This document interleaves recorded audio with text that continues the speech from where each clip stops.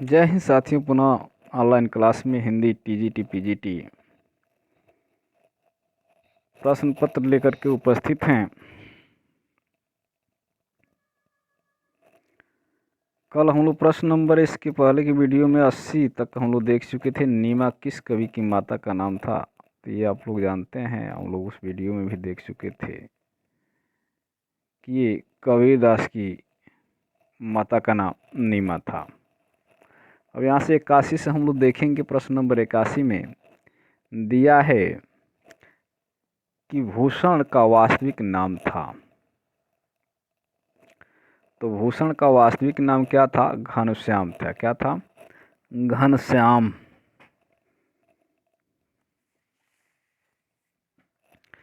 भूषण का वास्तविक नाम घनश्याम था।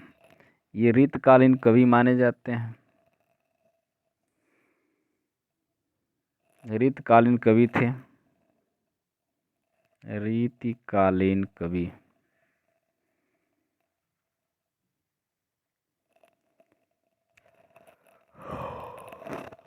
इनकी रचनाएं हैं शिवराज भूषण है, शिवा भावनी है, छत्रसाल दशक आदि इनके प्रमुख रीति ग्रंथ हैं। प्रश्न नंबर 82 आचार्य रामचंद्र शुक्ल ने रीतिकाल के प्रवर्तक आचार्य किसे माना है? केशव को, मतीराम को, चिंतामणि को या बिहारी को?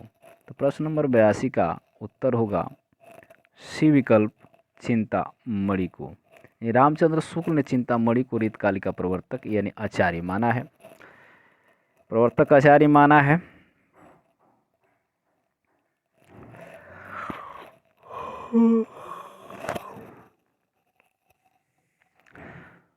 चिंतामणि की प्रसिद्ध कृतियां हैं काव्य विवेक है, कवि कुल है, कल्पतरु है और श्रृंगार मंजरी, छंद विचार आदि इनकी रचनाएं हैं।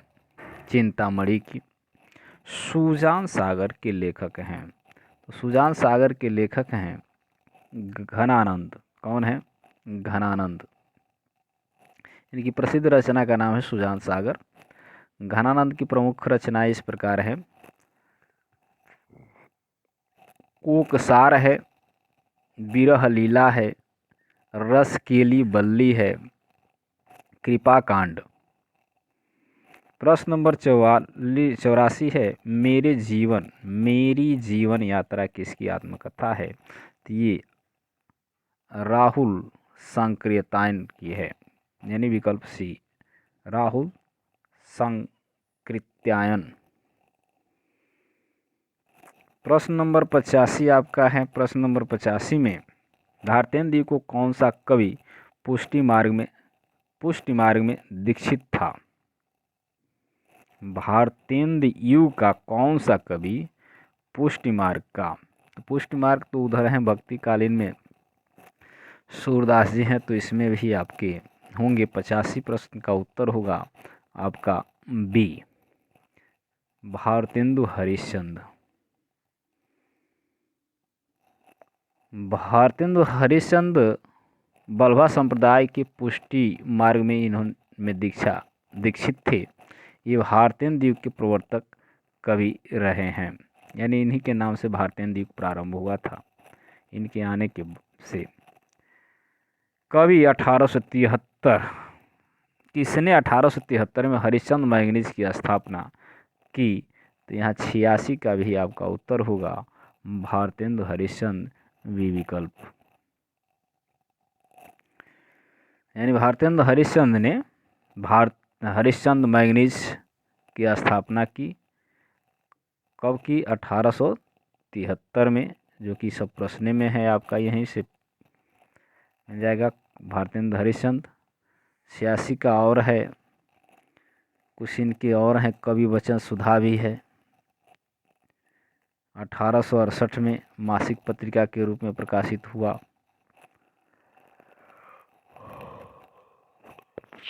बाल बोधनी है, बाल बोधनी 1874 में एक मासिक पत्रिका, यानी 3 हैं। भारतेंदु के द्वारा हरिश्चंद्र मैगनीज 1873 आपके प्रश्न में है। कवि सुधा है 1868 में, मासिक पत्रिका है 1874 एक मासिक पत्रिका है बाल बोधनी।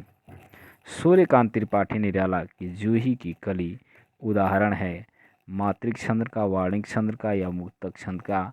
तो चूंकि मुक्तक छंद के ये भी प्रवर्तक माने जाते हैं, तो जहाँ तक हमें विश्वास है आपको जो सी मानते हैं तो सही हैं। अगला प्रश्न है प्रश्न नंबर 88। सूर्यकांत त्रिपाठी निराला की व्यंग्यपरक कविता कौन सी है? तुलसी है, कुकुरमुत्ता है, सरोज स्मृति है या तोड़ती पत्थर है? तो प्रश्न नंबर 88 का बी विकल्प होगा कुकुरमुत्ता। सूर्यकांत त्रिपाठी निराला ने के द्वारा रचित प्रथम कविता है जूही की कली। ये प्रथम कविता है 1916। यह एक मुक्तक छंद है। पत्रोत्कंठित जीवन का विष बुझा हुआ है निराला जी की अंतिम कविता है।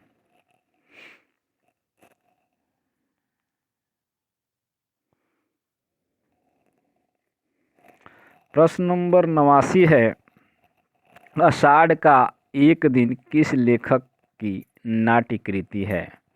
तो ये है 89 का सी विकल्प मोहन राकेश। कौन है? मोहन राकेश है।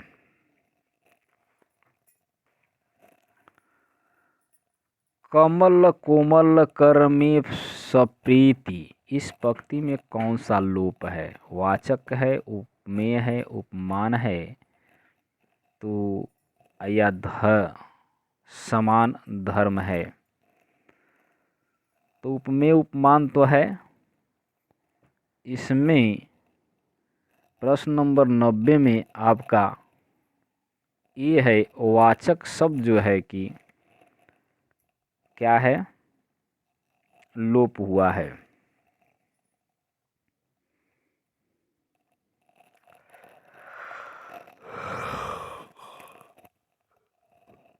यानी वाचक शब्द से का लोप हुआ है।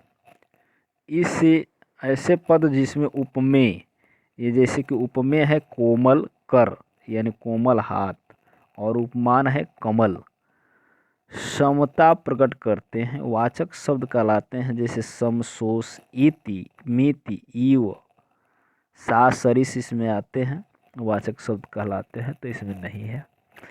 किस छंद की प्रत्येक चरण में 28 मात्राएं होती हैं और 14 या 16-12 मात्राओं पर यति होती है? तो प्रश्न नंबर 91 का आपका होगा हरिगीतिका। हरिगीतिका यानी सी विकल्प आपका सही होगा। प्रत्येक चरण में 16-14 या 16-12 या तो 14-14 मात्राओं के क्रम से 28 मात्राएं होती हैं। इसके अंत में गुरु का होना अनिवार्य। हरिगीत का एक सममात्रिक छंद है।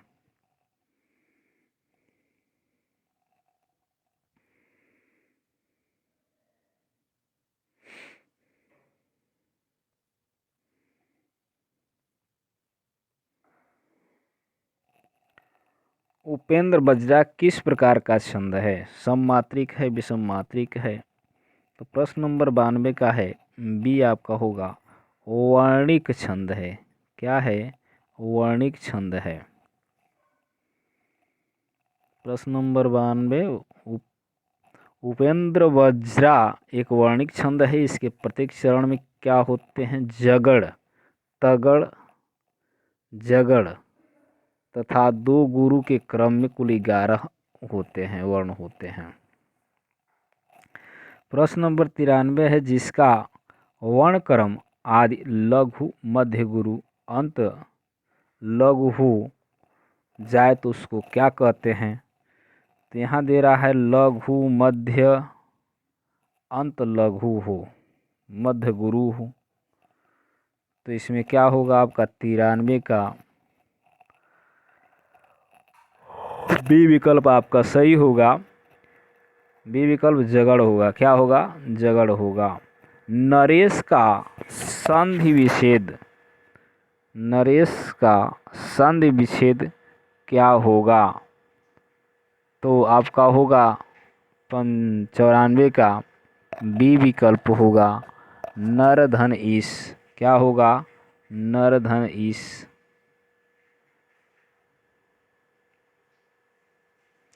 सर देखिए आप भी नहीं है, डी है, नरधन ईश होता है। विद्यापति के पद किस भाषा में रचित हैं? तो ये है 95 का, बी होगा मैथिली भाषा। इनको मैथिली भाषा का कोकिल भी की उपाधि दी जाती है। 95 का बी विकल्प होगा। ये मगही, मैथिली और भोजपुरी, बिहारी, हिंदी भाषाओं की बोलियां हैं। इनके द्वारा कीर्तिलता और कीर्ति पताका की भाषा अवहट है।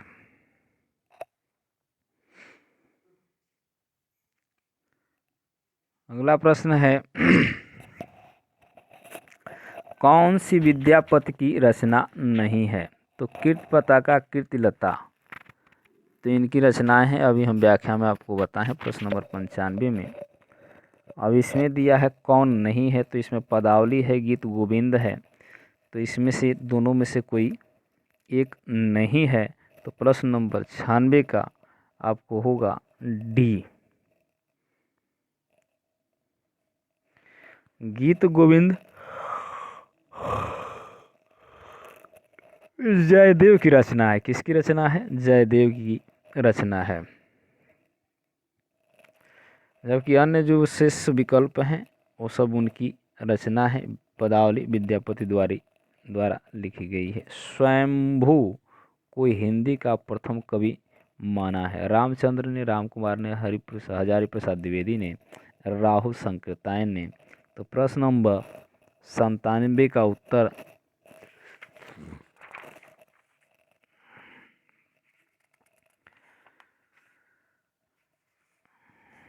तो यहाँ है राम कुमार वर्मा जी हैं। राम कुमार वर्मा के द्वारा प्रथम कवि माना जाता है, हिंदी का प्रथम कवि। जो स्वयंभू को हिंदी तथा अपभ्रंश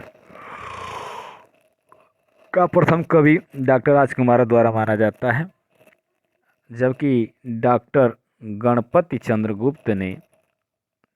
चंद्रगुप्त ने अपने हिंदी साहित्य के वैज्ञानिक इतिहास में शालिभद्र सूरी को हिंदी का प्रथम कवि माना है।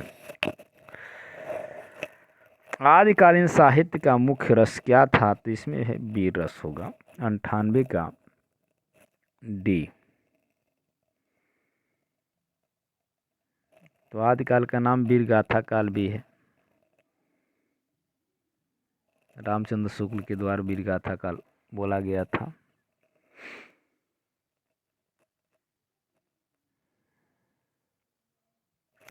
अगला प्रश्न है 99, अर्थबोध कराने के संदर्भ में निम्नलिखित में से कौन सा कथन सत्य है?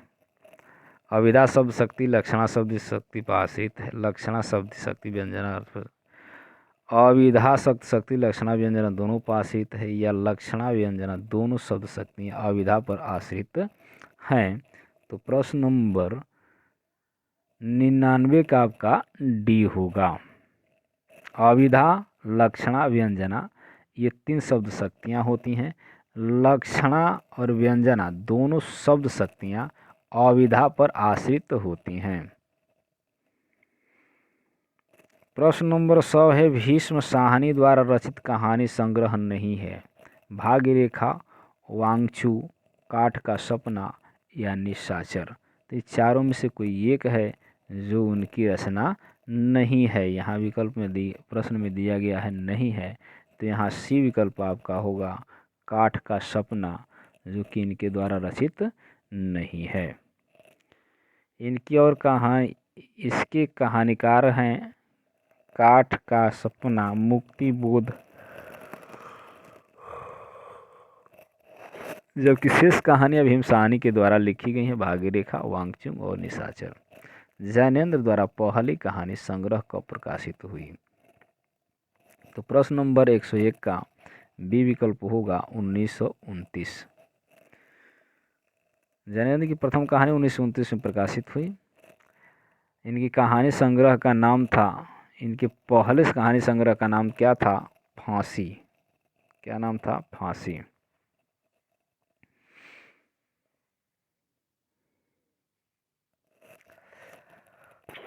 अन्य कहानी संग्रह है ग्रामोफोन का रिकॉर्ड पाजेब। एक दिन नील देश की राजकन्या मास्टर साहब। प्रश्न नंबर 102, इंदुमती कहानी के लेखक हैं। तो इनमें से कोई नहीं है, क्योंकि इसकी लेखक सारी किशोरी लाल गोस्वामी हैं, यानी बी विकल्प है, डी नहीं है। हम समझ रानी केतकी की कहानी, रानी केतकी नहीं, इंदुमती है।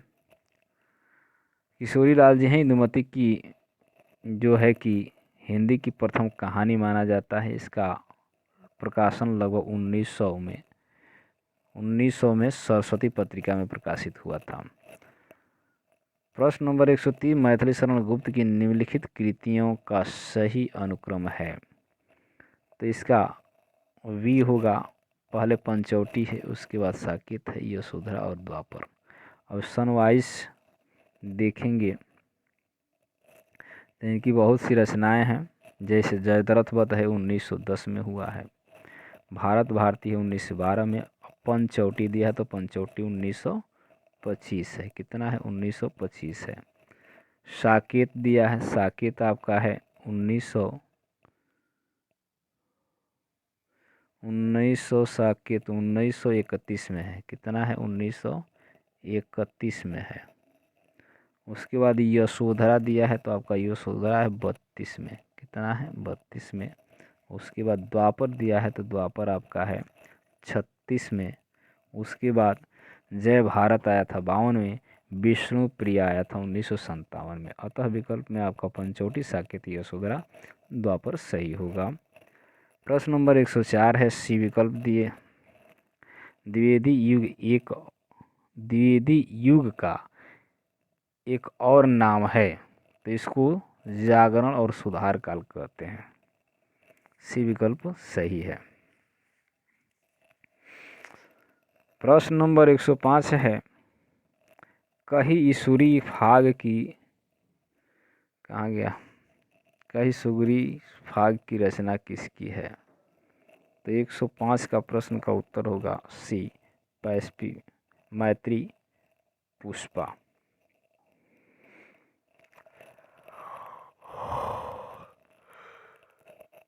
एक अन्य उपन्यास है, कही बांसुरी फाग, ये क्या है? उपन्यास है। इसकी लेखिका है मैत्रेयी पुष्पा। उपन्यास इनके स्मृति दंश है, गुनाह बेगुनाह,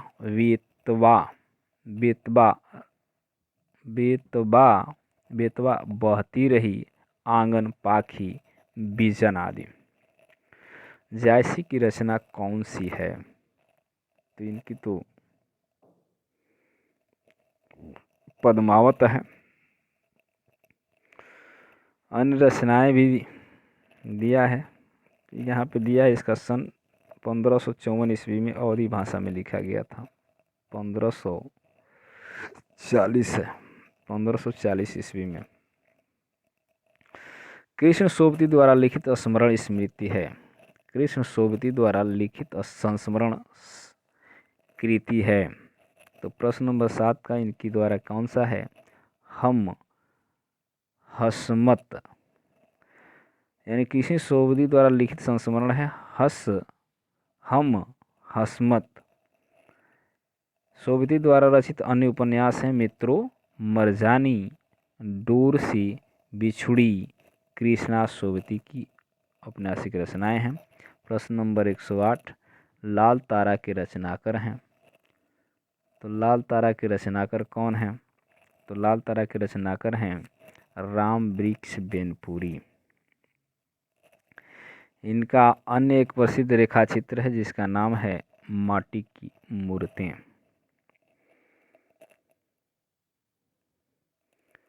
प्रश्न नंबर 109,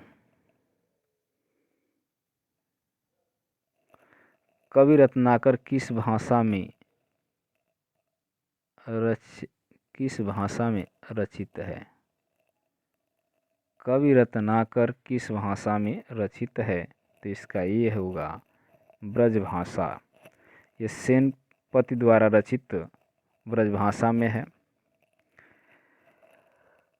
सेनापति के गुरु का नाम हीरामणि दीक्षित था। इनका सेनापति द्वारा रचित काव्य कल्पद्रुम है, जो एक रीत ग्रंथ माना जाता है। निम्न में से कौन सा कवि रीत मुक्त नहीं है? तो यहाँ डी है। डी में कौन है? बिहारी। ये रीत काल के एक ऋतबद्ध कवि हैं। इसमें दिया नहीं है, ऋत मुक्त कवि नहीं है। तो बिहारी ऋत काल की एक ऋतबद्ध कवि हैं। इनकी एकमात्र रचना है बिहार सतसई, जबकि घनानंद, आलम और बोधा अन्य तीनों रीत काल के प्रमुख काव्य धारा के कवि हैं। चंपू के दो भेद हैं। अगला प्रश्न है सारी यहाँ पे, हाँ हो गया। चंपू के दो भेद हैं। तो क्या होता है दो भेद? एक गद्य, एक क्या होता है? पद्य। अब इसमें दिया है विरुद्ध कपाल, विरुद्ध प्रज्ञा, विरुद्ध कुलक, विरुद्ध। तो इसमें गद्य एवं पद्य के मिश्रण को हम क्या कहते हैं? चौका कहते हैं। एक नवीन काव्य शैली है। इसका नवीन शैली की रचना आचार्य विश्वनाथ ने राज स्तुति के लिए की थी। जो चंबू के दो भेद होते हैं, एक विरुद्ध और एक क्या होता है? करम्भक होता है। यानी आपका डी विकल्प सही है। ये है आपका करम्भक। विरुद्ध दिया है, करम्भक है। और क्या है? करम्भक।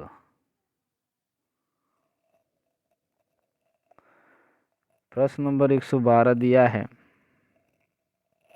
निम्न में से कौन सा युग्म सही नहीं है? कौन सा युग्म सही नहीं है? तो यहाँ जो दिया है प्रश्न नंबर 112 का सी विकल्प दिया है, आचार्य मम्मट मुक्तिवाद। क्या है दिया गया प्रश्न? भुक्तिवाद या भोगवाद के मत के प्रतिपादक भट्टनायक हैं। आचार्य मम्मट नहीं है। कौन है भुक्तिवाद के भट्टनायक हैं? तो इसलिए जो है विकल्प सही नहीं है। बाकी सब भट्टलोल, उत्पत्तिवाद, शंकु अनुमितिवाद और अभिनव गुप्ता अभिव्यक्तिवाद। यानी मम्मट क्या हैं? तो मम्मट हैं आपके भुक्तिवाद के।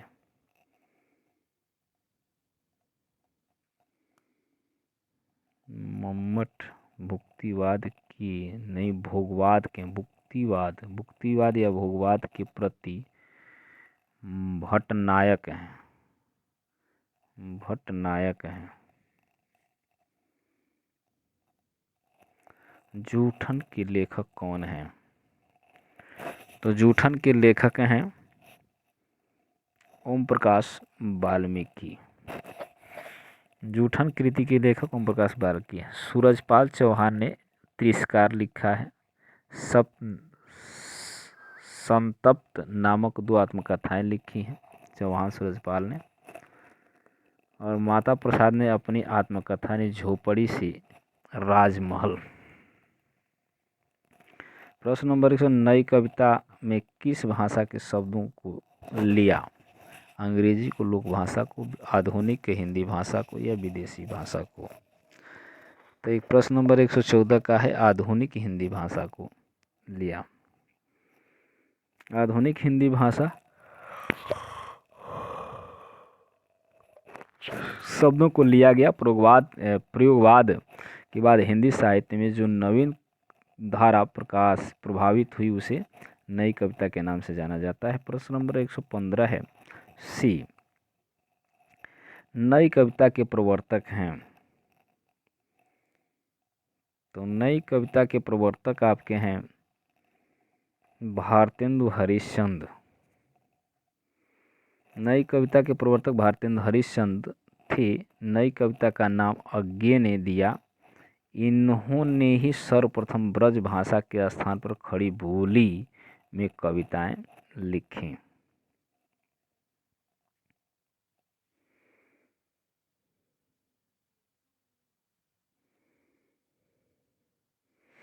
प्रश्न नंबर 16, वियोग श्रृंगार की कितनी दशाएं मानी जाती हैं?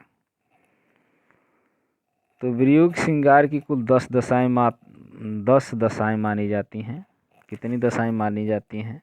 10। अब इसमें कौन कौन है? तो नंबर 1 अभिलाषा है, दूसरा चिंता है, तीसरा स्मृति है, चौथा उद्वेग है, पांचवा गुण कथन है, छठवां प्रलाप है, सातवां उन्माद है और आठवां क्या है? व्याधि है, नौवां जड़ता और 10वां क्या है? मरण।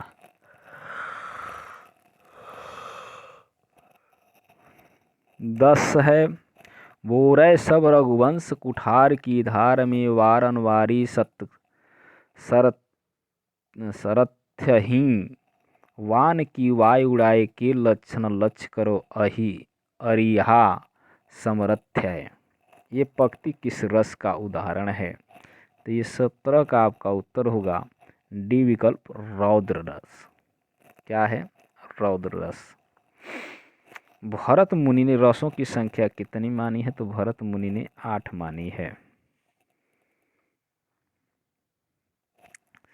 यानी 9वां रस शांत रस जो जोड़ा गया, शांत रस, इसको नहीं मानते थे।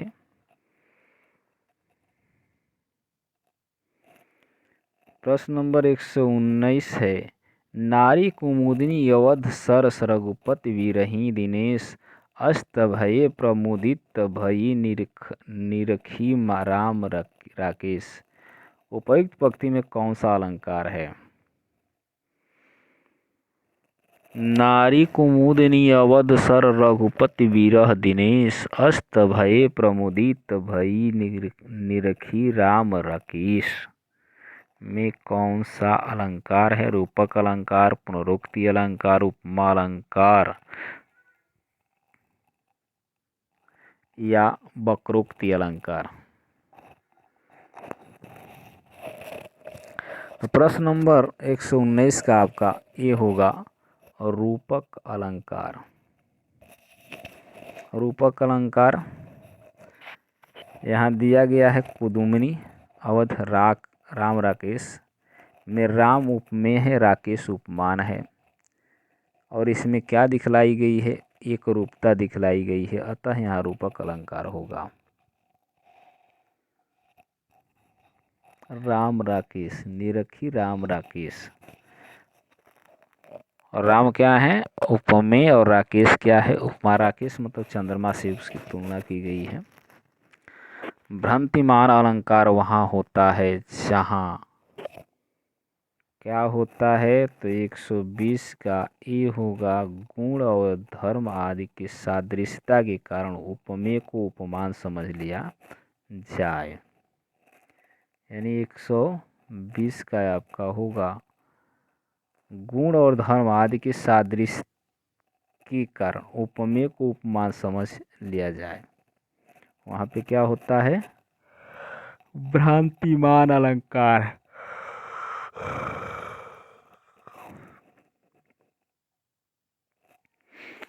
निम्न में से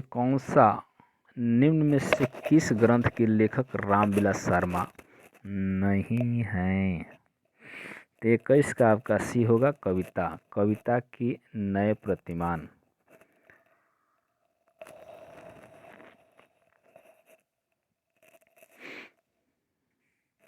इसके लेखक हैं डॉक्टर नामवर सिंह। बाकी उनके ही है।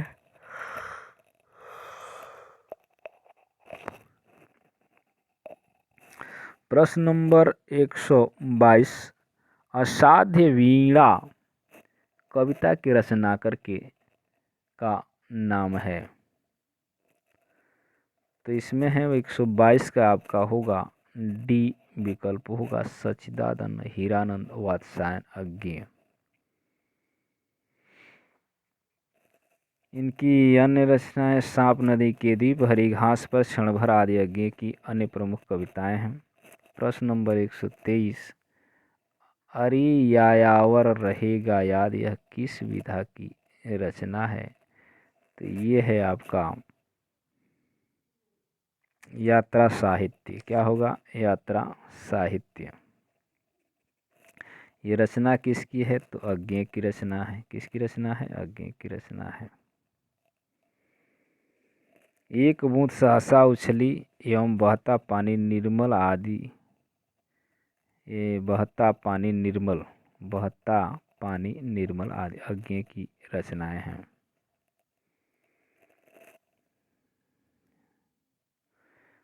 अंतिम प्रश्न ये हैं, वीडियो तो लंबा हो गया, फिर भी चलिए देखते हैं।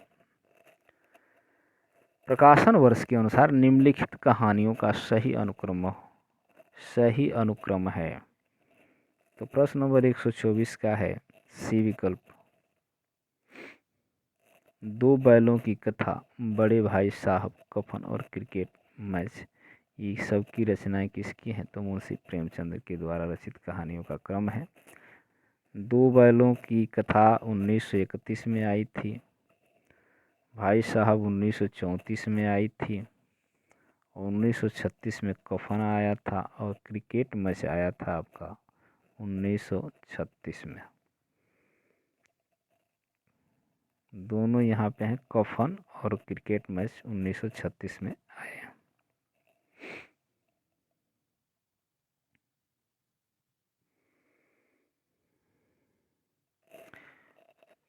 कोठरी की बात कहानी के लेखक हैं, तो ये हैं ए सच्चिदानंद हीरानंद वत्सायन अज्ञेय जी। कोठरी की बात कहानी के लेखक सच्चिदानंद हीरानंद वत्सायन अज्ञेय हैं। अज्ञेय की यह एक अद्भुत कहानी है जिसमें विपथगा, परंपरा, शरणार्थी, अमरवल्लरी आदि अज्ञेय की अन्य प्रमुख कहानियां हैं। तो आज के लिए बस इतना ही। अब इसके बाद प्रैक्टिस सेट 7 लेकर के उपस्थित होंगे। तब तक के लिए धन्यवाद। वीडियो को लाइक, शेयर एवं चैनल को सब्सक्राइब कर लें।